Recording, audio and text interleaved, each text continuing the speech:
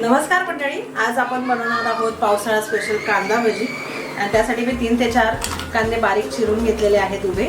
त्यात आता आपण टाकणार आहोत हिंग, हळद, ओवा टाकायचा आहे, जिरा पावडर, लाल तिखट टाकायचं आहे थोडंसं, हे चवीनुसार मीठ। आता आपण हे छान एकजीव करून घेऊया। त्याच्यामध्ये आपण जास्त पिठाचा वापर नाही करायचा, म्हणजे भजी खूप छान कुरकुरीत आणि खुसखुशीत लागतात। कांद्याचं पाणी सुटतं त्यामुळे पाण्याचाही वापर नाही करायचा जास्त। आपण आता हे बघा कांद्याला पाणी सुटलंय। आता आपण हळूहळू करून त्याच्यामध्ये बेसन पीठ टाकून घ्यायचंय, एकत्र नाही टाकायचं, थोडं थोडं टाकून घ्यायचं। हे बघा आपलं कांदा आणि पीठ आता छान एकजीव झालेलं आहे। आपण एका बाजूला तेल गरम करायला ठेवलं आहे, करतच आपण आता तळणार आहोत। जास्त वेळ ठेवायचं नाही आहे पीठ, नाहीतर कांद्याचं पाणी सुटून पातळ होऊन जाणार। चला आता तेल तापलंय, आपण आता भजी टाकून घेऊया। एक एक करून सोडायची आहे। मीडियम फ्लेमवरती आपण त्याला फ्राय करून घेऊया,